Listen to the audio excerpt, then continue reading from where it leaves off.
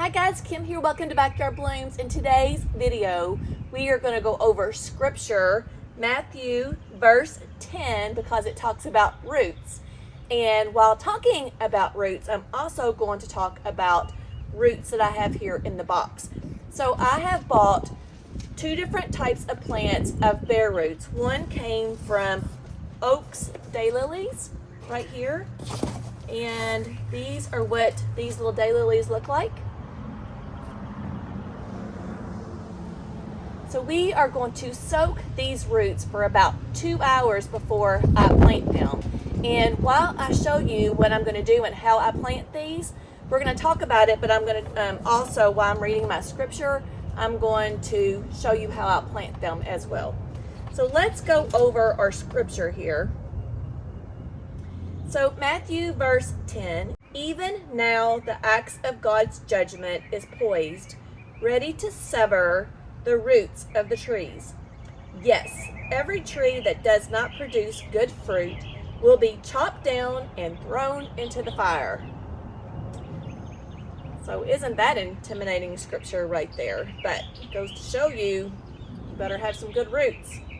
And then into my study guide down here, it talks about in verse 10, just as a fruit tree is expected to bear fruit, God's people should produce a crop of good deeds.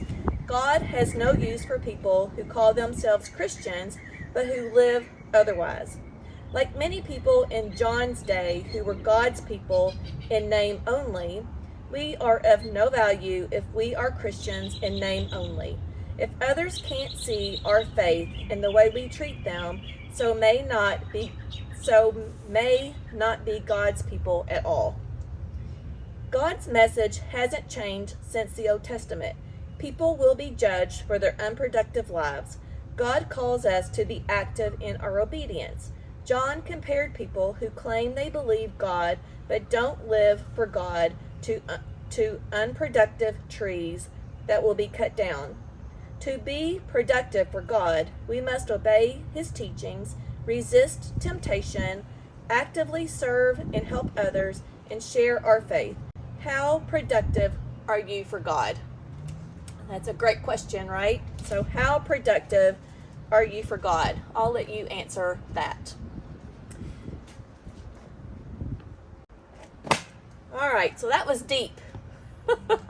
Talking about roots. I guess they need to go deep, right? So anyways, these are the Oaks Daylilies, and these are all daylilies right here. These right here are Primal Scream Daylily, which I already had some over there on the West Side Garden, and I bought me some more because they are gorgeous.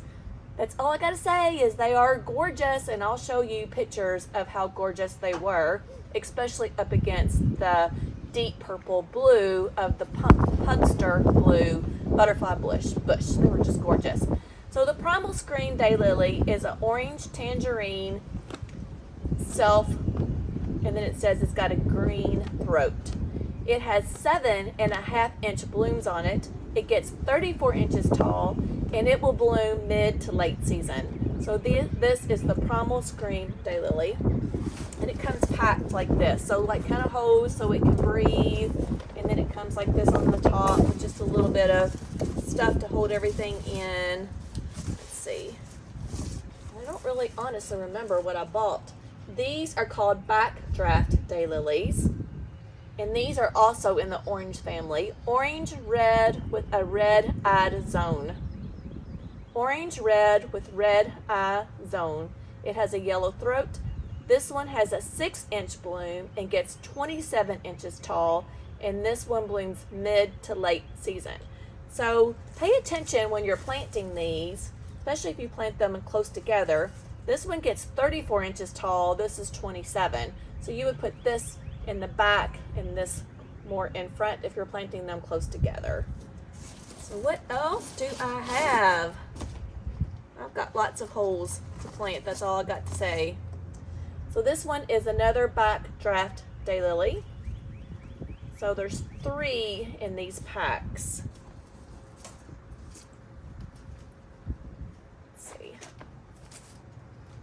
This one's a different one. This one is called Dublin Elaine Daylily, and this was a bonus. So if you buy a certain amount, then you get some free. This one has a pink double green throat. This one gets, oh, the bloom's cut off, 32 inches tall, and this blooms mid-season and it reblooms. So this is a gorgeous plant right here. Let me see if, here's another one. Yeah, I think it has a 1/2 inch bloom. Tag is just cut right in the middle where I can't see, right there. So these are going to go into my, not the west side garden, these right here are going to go into the cottage garden. All right, this one is another Dublin, so I've got several of those. And then this one is another backdraft that I've already talked about. I didn't realize I had this many. And this is Primal Scream. Primal Scream. Maybe it's one, and I'm thinking it's 3. Let me see. Let me undo this and just see how many are in here. Because I thought I ordered 3. Yeah, I ordered 3 backdraft daylilies, 3 Dublins, and 3 Primal Screams. And I got 1 Dublin free. Well, this must be 1 daylily. Yeah, it is. It looks like it's 3. And I guess you could probably separate them, but I'm going to plant them as 1 like this. So this is 1. So yeah, I don't have to do as many holes as I thought I needed to. Because at first I was like, I didn't think I ordered this many. Alright, Dublin, Dublin, and Dublin. Okay. So, these are all my daylilies. It's going to be fun. It's going to be beautiful when they bloom. You guys, the orange daylilies are absolutely beautiful, vibrant. You can tell I have like a thing with orange here. Look, orange tulips, got orange annuals to plant. All right, so we're going to get them in a bucket and start soaking them. And then it comes with a little guide right here, planting instruction guide. So let's just take a look and see what they say. For daylilies. Okay. So number 1, plant in the spring. Number 2, choose a spot with full sun to partial shade. Number 3, daylilies prefer well-draining, slightly acidic to neutral soil. Amend with compost, which most of my flower beds already have compost on them. Space plants 18 to 30 inches apart. Plant the crown where roots meet the stem, no more than 1 inch below the soil surface. And then water thoroughly after planting. Keep soil moist, especially during the first year. So there is how you plant the daylilies.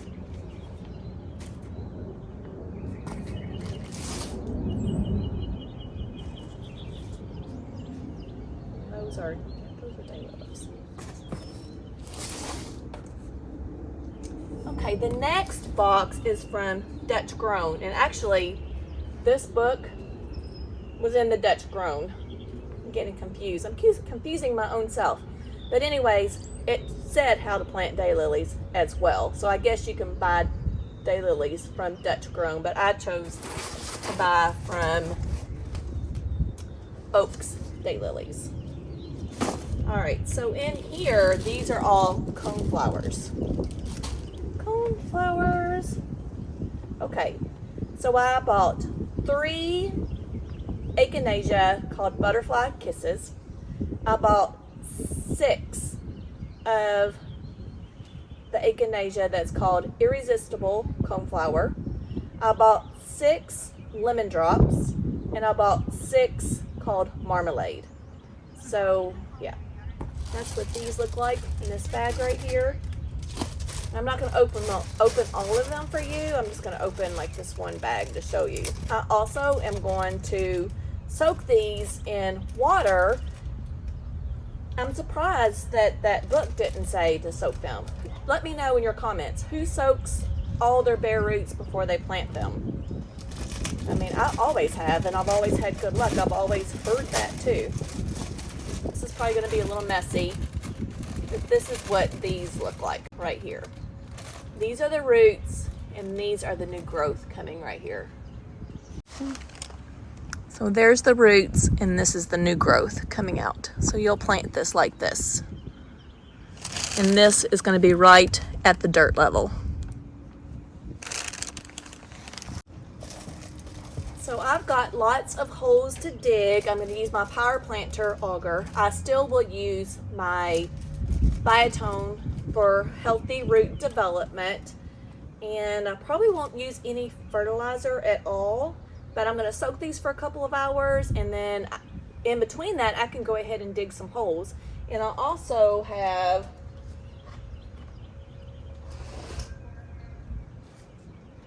right here behind me, I need to plant these as well. Let's see. So most of you know I extended my limelight hydrangea garden. I extended it out by 2 or 3 feet, and I've got bubblegums and jazzberries in there. I was going to plant silverberry, however, I've got these at a great price. So I went ahead and picked up these from S&K Nursery because I can get a better deal at S&K. So anyways, I'm going to buy these wherever I can get a good deal. And this is Supertunia Vista Snowdrift. So instead of using the silverberry, which they didn't have, but they had a whole flat of this, of the snowdrift, I'm going to plant these in between my bubblegum and jazzberries, but I think they're going to be beautiful and actually even prettier as well.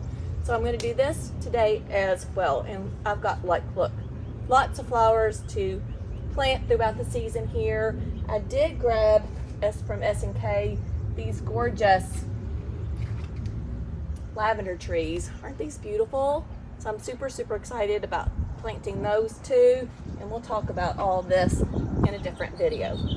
So I hope you enjoyed my scripture for the day. It was deep but necessary, I believe.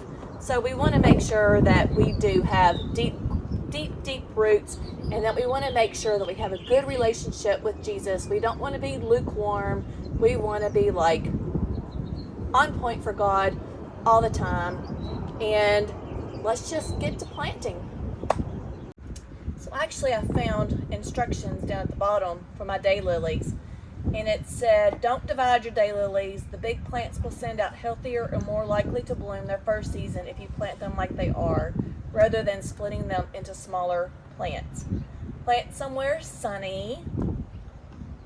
It says any decent garden soil will be fine. Dig a hole larger than the root mass and deep enough so the crown of the plant where the roots meet the leaves is about an inch below the surface. And then cover the roots with soil and water them well. And then it says what to do later. Keep your daylilies well watered. Fertilize. We recommend fertilizing in the spring. Mulching, I already have mulch. And then divide every 3 to 5 years. No longer. 3 to 5 years. So be a long time before I divide my daylilies.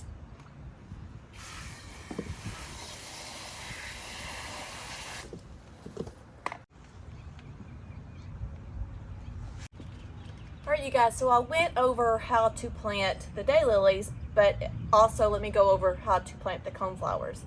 So it says planting time in spring. You want to put these 1 to 3 feet apart.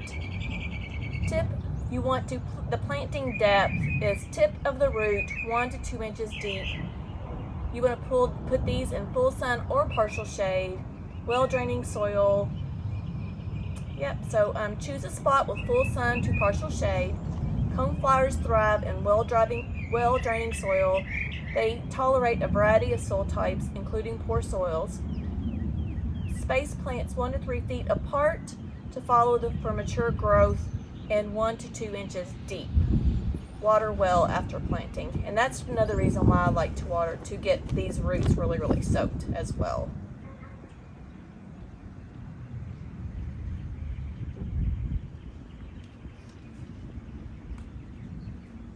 it tells you a little bit about an echinacea or coneflower. Echinacea, also known as coneflower, is a genus.